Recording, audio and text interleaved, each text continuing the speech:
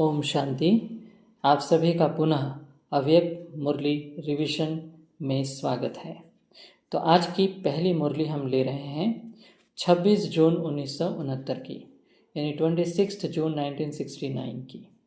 तो पहला प्रश्न है, बाबा टीचर रूप में गुरु रूप में क्या देखते हैं? उत्तर है, टीचर रूप में नंबरवार स्टूडेंट को देखते हैं और गुरु रूप में नंबरवार फॉलो करने वालों को देखते हैं, जिन्होंने फॉलो किया है और जिन्हों को अभी करना है, दोनों को देखते हैं। दूसरा प्रश्न है, गुरु रूप में मुख्य फॉलो क्या है? उत्तर है, अशरीरी, निराकारी, न्यारा बनना। अगला प्रश्न है, वतन में होते भी टीचर का कनेक्शन होने के कारण बाबा क्या देखते हैं और फिर उनकी क्या दिल होती है, यानी कि ब्रह्मा बाबा के दिल क्या होती है? उत्तर है, बाबा वतन से देखते हैं कि कोई कोई बहुत अलौकिकपन से पढ़ाई को रिवाइज कर रहे हैं, कोई समय गंवा रहे हैं, कोई समय सफल कर रहे हैं। जब देखते समय गंवा रहे हैं तो तरस के साथ साथ जो संबंध है वह संबंध भी खींचता है। फिर दिल होती है कि, यानी ब्रह्मा बाबा को दिल होती है कि अभी अभी बाबा से छुट्टी लेकर साकार रूप में उन्हों का ध्यान खिंचवाएं, अर्थात जो समय वेस्ट कर रहे हैं तो ब्रह्मा बाबा को संकल्प आता है कि वह साकार रूप में जाएं और उनका ध्यान खिंचवाएं कि भाई आप अपना समय वेस्ट कर रहे हो, लेकिन साकार रूप का पार्ट तो पूरा ही हुआ, इसलिए दूर से ही सकाश देते हैं। देखिए कितनी सुंदर बात है कि ब्रह्मा बाबा को बहुत चिंता हो जाती है यदि हम समय वेस्ट करते हैं। उनको संकल्प आता है कि साकार शरीर लेकर जाकर हमें वो सावधान करें, लेकिन ड्रामा में ये नियम है ही नहीं। अब जो भी हो रहा है वो सकाश के माध्यम से हो रहा है, इसका मतलब हमें भी सकाश के लिए तैयार होना चाहिए। अगला प्रश्न है, विघ्नों का सामना करने के लिए कौन सी शक्ति चाहिए? उत्तर है, पहला परखने की शक्ति, दूसरा निर्णय करने की शक्ति और तीसरा सहन शक्ति। जब निर्णय करेंगे यह माया है व अयथार्थ है, फायदा है व नुकसान है, अल्पकाल की प्राप्ति है व सदाकाल की प्राप्ति है, तब सहन शक्ति को धारण कर सकेंगे। अगला प्रश्न है, निर्णय शक्ति को बढ़ाने के लिए पुरुषार्थ कौन सा करना है? उत्तर है, अशरीरी, निराकारी और कर्म में न्यारे। निराकारी व अशरीरी अवस्था तो हुई बुद्धि तक, लेकिन कर्म से न्यारा भी रहें और निराले भी रहें। जो हर कर्म को देख करके लोग भी समझें कि यह तो निराला है, यह लौकिक नहीं अलौकिक है। तो हमारे यज्ञ में ऐसे कई आत्माएं हैं जो कर्म करते भी ऐसे लगता था जैसे कि योगी आत्माएं हैं। वो किसी भी तरीके से लून पानी 3-5 करना, कोई प्रदर्शन पर चिंतन करना, किसी भी प्रकार से झगमुई में रहना, ये करते ही नहीं थे। वे बिल्कुल मुक्त अवस्था में रहते थे और अपना काम पूरी ईमानदारी के साथ करते थे, बिना किसी शिकायत के। तो ऐसी आत्माओं से अलौकिकता का आभास होता ही है। तो अब हम अगली मुरली ले रहे हैं 16 जुलाई 1969, यानी 16 जुलाई 1969 की। पहला प्रश्न, कैसे पता चलेगा हमारे भक्त कौन होंगे और प्रजा कौन होंगे? उत्तर है, जो प्रजा होगी वह तो नज़दीक आएंगे और जो भक्त होंगे वह आखिरी पिछाड़ी में चरणों पर झुकेंगे।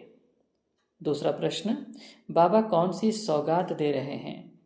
उत्तर, पहला, एक ही लगन में हर वक्त रहना, हमारा तो एक दूसरा न कोई, यह है मनसा की बात। तो ये पहला सौगात बाबा हमको दे रहे हैं कि हमारी पूरी लगन मन से हम बाबा बाबा बाबा करते रहेंगे। दूसरा जो सौगात बाबा दे रहे हैं वो है इकोनॉमी में रहना, यह है कर्मणा की बात। तो हम यज्ञ की हर चीज़ को बचा कर चलेंगे, जितना कम से कम इस्तेमाल करें, जितनी आवश्यकता है उतना ही इस्तेमाल करें। तो हम कर्मणा से अपने समय, संकल्प, श्वास सबको बचा के चलेंगे, अर्थात बाबा बाबा करेंगे तो हमारा हर चीज़ बच जाएगा। समय, संकल्प, श्वास सब बच जाता है। कम से कम समय में हमें ज़्यादा सफलता मिलती है। कम से कम संकल्प में हमारे बड़े से बड़े काम हो जाते हैं। अगली मुरली हम ले रहे हैं 17 जुलाई 1969 की, यानी 17 जुलाई 1969 की। तो पहला प्रश्न है, कौन सा एक अक्षर याद रखें जो अव्यक्त स्थिति बन जाए और उसके लिए पुरुषार्थ क्या करें? उत्तर है आत्म अभिमानी, अर्थात अव्यक्त स्थिति। अपने आप को मेहमान समझो। तो मेहमान समझने से क्या होगा? मेहमान की विशेषता होती है, वो आता है, कम समय के लिए आता है, सभी से बढ़िया संबंध रखता है, खुश करता है और खुश होकर चले जाता है। किसी से भी कोई लगाव झुकाव नहीं होता। उसे मालूम होता है कि मैं अल्पकाल के लिए यहाँ पर आया हूँ और मुझे वापस जाना ही है। अगला प्रश्न है, अव्यक्त स्थिति की परख क्या होगी? उत्तर है कोई मुख से बोले न बोले, लेकिन उनके अंदर का भाव पहले से ही वो जान लेंगे। अगला प्रश्न है, कौन सा अंतिम दृश्य सामने रखकर बाबा पुरुषार्थ करने को कह रहे हैं? उत्तर है दाता के बच्चे तो सभी देने वाले ठहरे। आप सभी के एक सेकंड की दृष्टि के अमूल्य बोल के भी सभी प्यासे रहेंगे। तो अपने आप को हमें ऐसा बनाना है कि हमारे अमूल्य बोल हो, दृष्टि हो, क्योंकि हम दाता के बच्चे हैं, तो हमारी हर चीज़ को जैसे कि उसके लिए वो प्यासे रहेंगे कि बस एक दृष्टि दे दो या सर पे हाथ रख दो। इस तरीके से अपना अंतिम दृश्य सामने रखो तो पुरुषार्थ में काफ़ी तेजी आ जाएगी। अब हम अगली मुरली ले रहे हैं 19 जुलाई 1969, यानी 19 जुलाई 1969 की। तो पहला प्रश्न है, अव्यक्त स्थिति की पॉलिश से बाबा क्या कहना चाहते हैं? उत्तर है पहला, आपस में बातचीत करते समय आत्मा रूप में देखो। शरीर में होते हुए भी आत्मा को देखो। सभी धारणाओं को जीवन में लाने के लिए यही पहला पाठ पक्का करना पड़ेगा। यह अभ्यास क्षमा है। क्षमा पर परवाने न चाहते हुए भी आ जाते हैं। दूसरा प्रश्न है, किन दो बातों को याद रखने से बाप समान सर्वगुण संपन्न हो जाएंगे? उत्तर है 0 और हीरो। अगला प्रश्न है, हिम्मत कैसे आएगी? उत्तर है हर समय, हर कदम पर, हर संकल्प में बलिहार होने से हिम्मत आएगी। यानी कि बाबा सब कुछ आपका अर्पण कर दो तो हर समय, हर कदम पर, हर संकल्प में हिम्मत आ जाएगी। अब अगली मुरली ले रहे हैं 23 जुलाई 1969, 23 जुलाई 1969 की। तो पहला प्रश्न है, बाप दादा हर एक में कौन सी 4 बातें देख रहे हैं?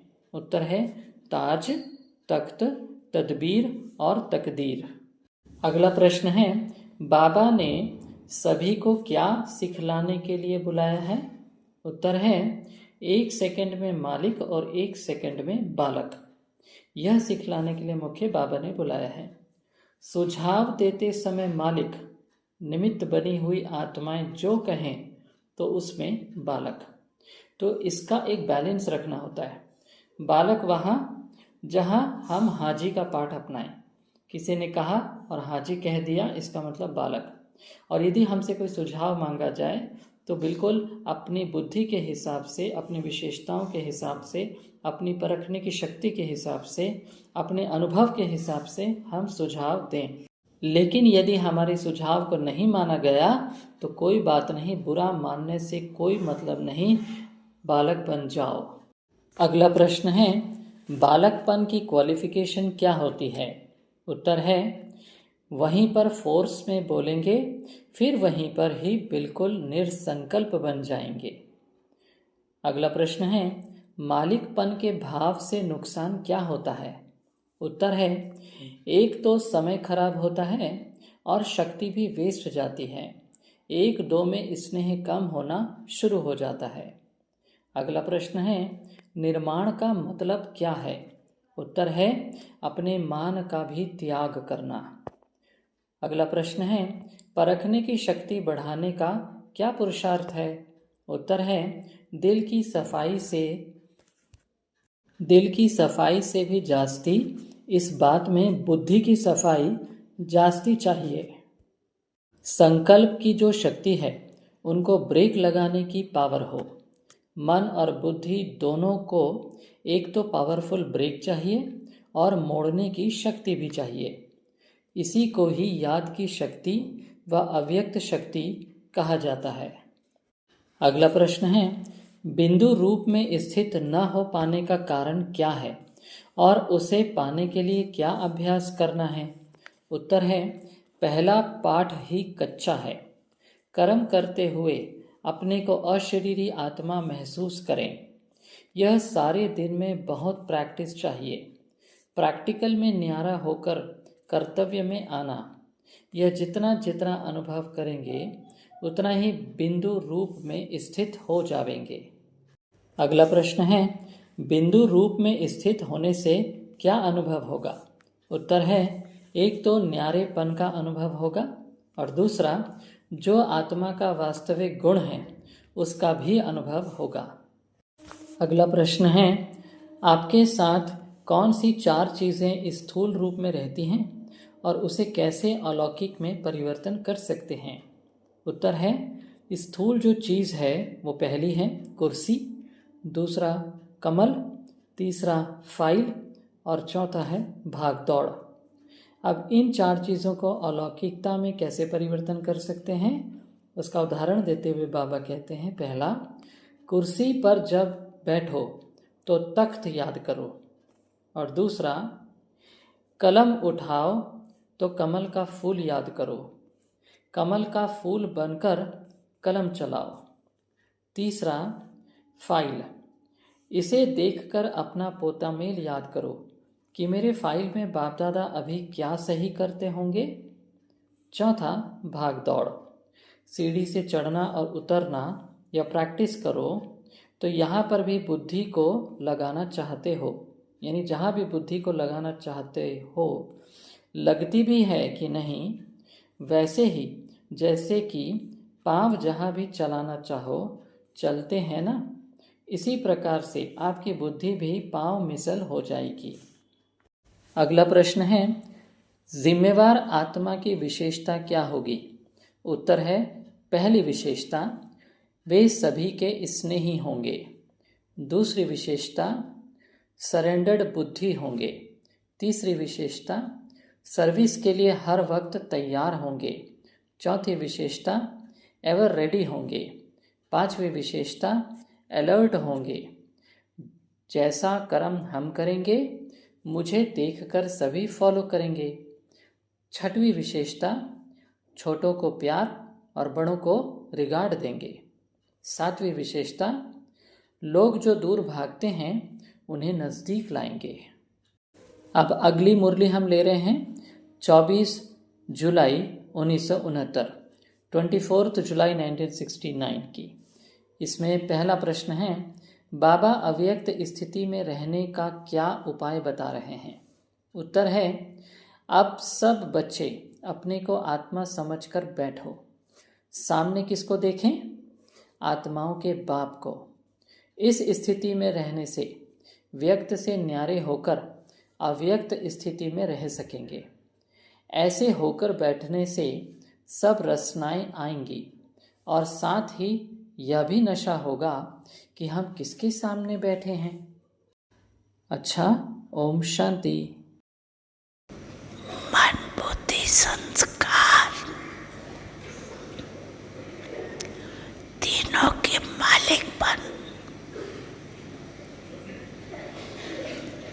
ऑर्डर करो। Sweet silence.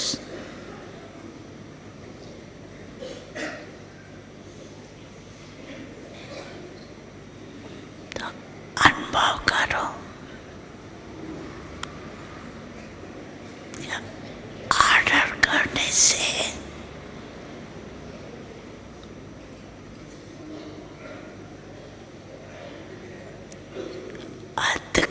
अधिकारी बनने से तीनों ही ऑर्डर में रहते हैं।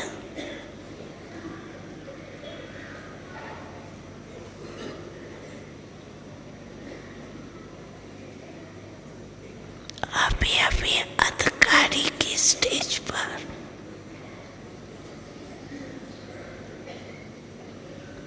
स्थित हो जाओ।